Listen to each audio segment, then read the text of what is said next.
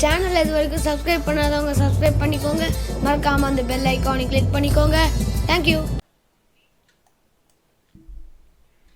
Hello friends, welcome to டக்கின்ஸ் family channel. நம்ம இன்றைக்கி என்ன பார்க்க போகிறோம், டீ கடை கஜடா எப்படி பண்ணலான்றதை பார்க்கலாம். கோதுமை மாவு வச்சு இன்றைக்கி பண்ண போகிறேன். அதுக்கு தேவையான பொருட்கள் என்னென்னு பார்த்துக்கலாம். 1 கப் கோதுமை மாவு எடுத்திருக்கேன். 1/4 கப் அரிசி மாவு சேர்த்துக்கலாம். 1/4 கப் ரவை சேர்த்துக்கலாம். 1 டின்ச் ஆப்பச்சோடா சேர்த்துக்கலாம். 1 முட்டை சேர்த்துக்கலாம். 1 டின்ச் சால்ட் சேர்த்துக்கலாம். கோதுமை மாவு எவ்வளோ எடுக்கிறோமோ அதுக்கு ஈக்குவலாக நாட்டு சக்கரை சேர்த்துக்கலாம். 1 கப் கோதுமை மாவு எடுத்துருக்கோம்னா 1 கப் நாட்டு சக்கரை சேர்த்துக்கலாம். 2 ஸ்பூன் நெய் சேர்த்துக்கலாம். எல்லாம் சேர்த்து நல்லா மிக்ஸ் பண்ணிக்கலாம்.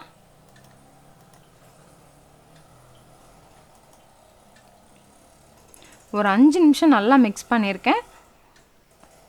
ஒரு அரை மணி நேரம் நல்லா ஊறட்டும். இப்போ பார்க்குறது கரெக்டாக ஒரு அரை மணி நேரம் கழித்து பார்க்குறோம். கையில் கொஞ்சம் நெய் அப்ளை பண்ணிக்கலாம். தேவையான அளவு நான் சின்னதாக மாவு எடுத்திருக்கேன். அதை உருண்டை பிடிச்சிட்டு கத்தியை வச்சு நல்லா நாளாக கட் பண்ணிக்கலாம். ஃபுல்லாக மீடியம் ஃப்ளேமில் தான் இருக்கணும். இன்னும் நல்லா காஞ்சதுக்கப்புறம் போட்டிங்கன்னா உள்ளே மாவாக இருக்கும்.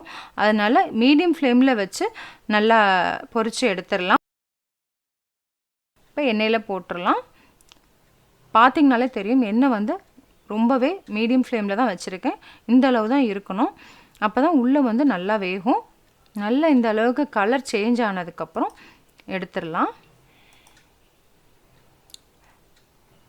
டீ கடை கஜடா ரெடி ஆயிடுச்சு. இப்போ சர்விங் பிளேட்டுக்கு மாற்றிக்கலாம்.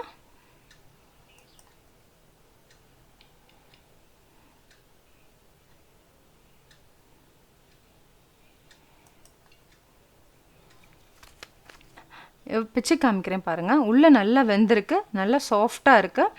மேலே நல்லா கிறிஸ்பியாகவும் உள்ளே நல்லா சாஃப்டாகவும் சூப்பராக இருக்கும். நீங்களும் இதே மாதிரி செஞ்சு பாருங்கள். செஞ்சு பார்த்துட்டு ஃபீட்பேக் சொல்லுங்கள். தேங்க்யூ.